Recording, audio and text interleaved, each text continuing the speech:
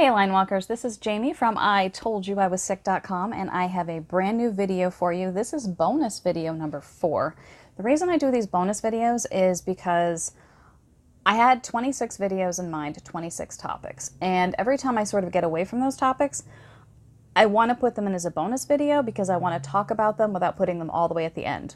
Because right now I'm feeling very passionate about this topic, I would like to really talk about it. So, on this amazing forum, Autistics Worldwide, it's on Facebook, I asked a question: do you ever have trouble finding places you've been to before if you're coming from a different direction, or is that just me? And I got an explosion of responses. Also, there was somebody who saw my thread and asked if other people on the autism spectrum are really, really good with directions. So I don't want to say that this is just an autistic thing to be terrible with directions, but I did want to say that it seems from the responses that I got that a lot of autistic people go through this and struggle with this, and it becomes an issue. So for example, I had a friend ask me if I could drive them someplace. Now, when they used to live on one side of town, driving them there was no issue because I'd been there from that place. Now, asking me to drive them from their new place, I was like, you're going to have to use your GPS. And the general consensus was, but you've been there before. That does not matter in my brain.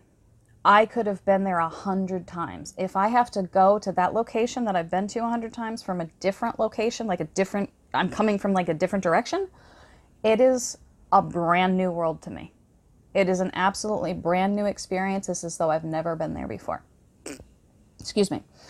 So I did ask this of the forum. I got amazing responses and people were like, yes, oh my God, I go through this all the time. I thought it was just me. People look at me like I've got 4 heads because I can't figure out where I've been, even though I've been there 12 times. I can't find it without the GPS.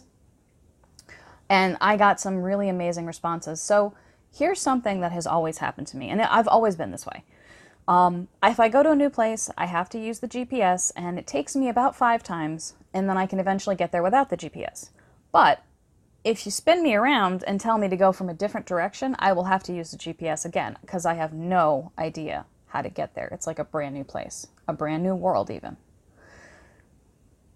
And one of the things that I noticed too is I don't just get lost.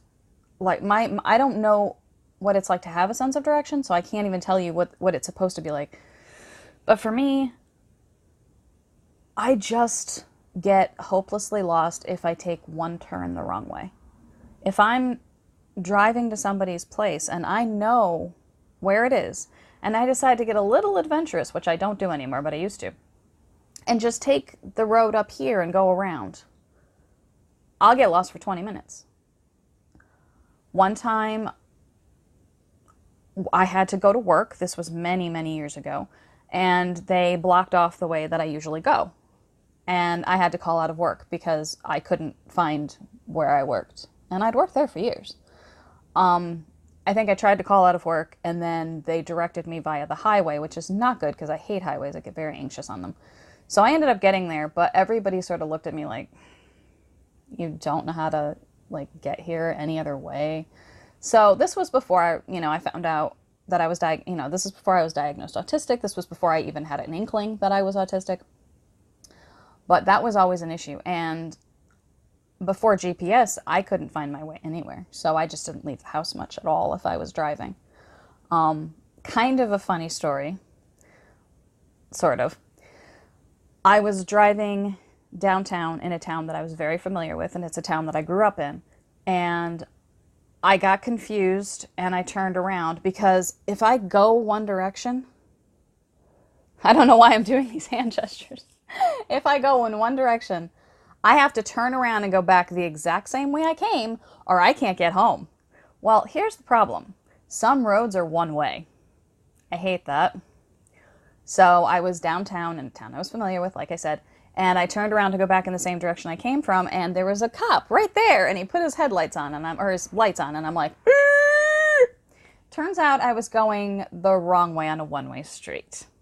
While I was trying to find the mall, I was probably 19 when this happened. And the officer was like, "Are you okay? Have you been drinking?" I'm like, "No, no, I'm sorry. It was an accident. I just want to go home." He's like, "Well, I can tell you how to get to the mall." Well, here's another thing. Verbal directions make no sense to me at all. You might as well be speaking gibberish. I have no clue. And I'm like, no, at that point I was getting upset and I was almost starting to cry. I'm like, please, I just want to go home. So he sort of was like, okay, we'll just go this way and you'll head back to your town. So I did that. Another funny story, and I think I was around the same age, and this one's bad. Um, when I was younger, I wanted to be an actress. I really did. I tried. I took classes, and I did like 1 or 2 stage plays. That's it. And they were looking for in downtown New Haven. I live in Connecticut. It was in downtown New Haven. I was supposed to find this location that was looking for extras. So I got in the skimpiest, tightest, shortest dress I could find because it was a club scene. High heels, all that. No GPS, that didn't exist yet. Drove down to try to find this place. Guess what? New Haven is a map of one-way streets. So I couldn't find it at all. So I finally stop at this pizza restaurant. I don't know what section of town I'm in. Apparently it's not a good section of town, but that wasn't even a thought in my mind at the time. I didn't know good sections from bad sections. Like, that doesn't even compute to me. So I get out of the car, and unbeknownst to me, I lock my keys in my car, go across the street, basically dressed like a prostitute, and I ask the guy, can he give me directions? Well, he gives me directions, and of course they go in one ear and out the other because I don't understand them. So I go back out to the car, again, dressed like I am, go to open the door, realize I locked my keys in the car, and I used to do that a lot. So I call AAA, they're sending somebody over, and as they're sending somebody over, I am stuck in apparently a bad section of town with people paying very close attention to me because I am a young woman in a very skimpy outfit. So thankfully, there was quite a few men approaching me from like, I don't know how many feet away. And I was getting scared because it was getting dark, and I'm like, they're going to think. But thankfully, AAA came in and they got me in the car, and I was able to get home. I don't know how I got home. I really don't, but I managed. So needless to say, I am the most directionless person I've ever met. I can get lost in a restaurant. If I'm in a restaurant and I have to go to the bathroom, I'll go in, I'll use the bathroom, and then I'll come out, and I am panicking because all of the little sections of restaurant look alike, and I'm like, oh my god, where is my companion? Where's the person I'm with? Same thing happens in movie theaters. I usually have to count, like, as I go, if I have to get up to go to the bathroom, especially if the theater's full. Finding the person I'm sitting with is going to be next to impossible. It's one of the reasons that I sit and just hold my bladder most of the time. And even in a house, if there's a house big enough, I can get lost in it. If there is I've been in buildings where I can't find the exit. I come in one way, I go up the stairs, or I go on the third floor, whatever. By the time I come out, there's no recollection of what I did before I came in. So now it's all blank to me. So I walk out the door and I'm like, do I go left? Do I go right? What do I do? People are looking at me.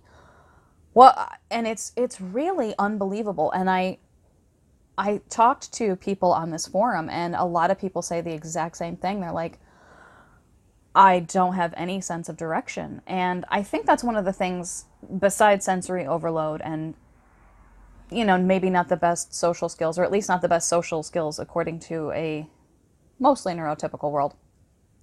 I think that's one of the things that isolates us, too, is that we just are not good at finding places. Or at least half of us, or a good majority of us, have a really hard time with finding places. So, if you are a directionless individual, or you know someone who's directionless, let's just say you know somebody who's on the spectrum, or maybe they aren't, but they're just directionless, and they say that they can't find their way to your house, or they moved, or you moved, and now they just won't come over, or they won't see you. It may not be because they don't want to see you. It may be because they literally don't know how to find you. And I can tell you from experience, this is very embarrassing to tell people I don't know how to find them, or don't know how to find a place, especially when I have before, because I get a lot of disbelieving looks and, just disbelief in general. And that further isolates us. We don't want to be around you if you don't believe us. So that's it. I know I've gone way beyond my 8-minute mark, but I wanted to tell you some stories. And I wanted to let you know that if you are a directionless human, you are not alone, whether you're on the spectrum or not on the spectrum. So I am going to leave a link to all of the videos previous, either on, if you're on YouTube or if you're on Facebook. So like, comment, subscribe. Please tell me what you think. Are you a directionless person, or do you have the best sense of direction ever? Thank you very much for watching this video, and I will see you in the next one.